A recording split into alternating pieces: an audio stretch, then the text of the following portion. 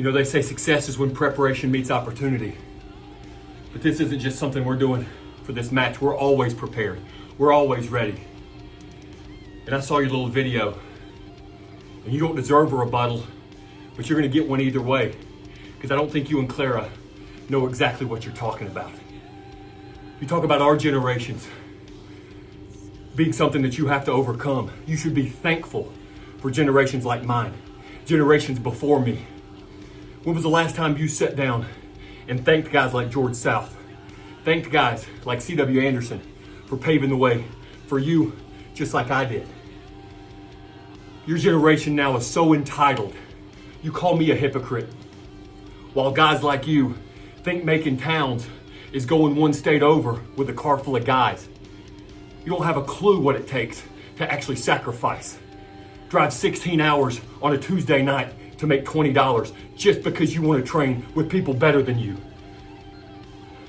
Your generation flies around first class, rides around in tour buses, while my generation was 4 to a car driving 600 miles.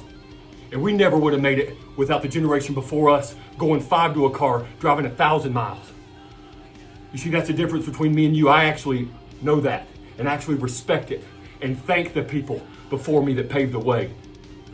Your generation comes right out of training, making TV, their first match being on TV, their first deal being a contract right out of the gate that they don't deserve.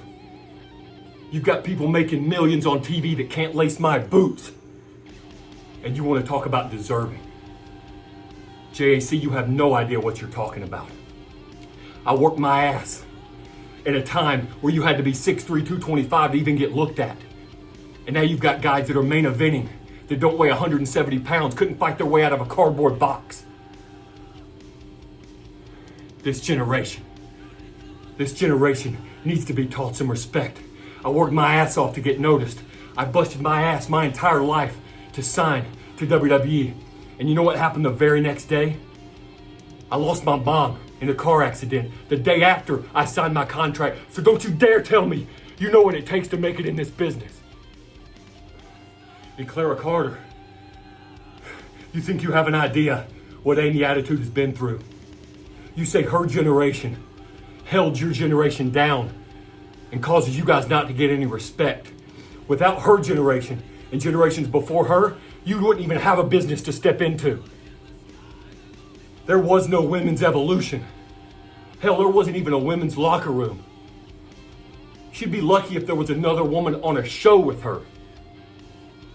Your generation now rides around in cars, goes to training together, practices a match, does everything together. She didn't even have girls to train with. She trained with guys her entire life. You want to talk about her generation holding you back?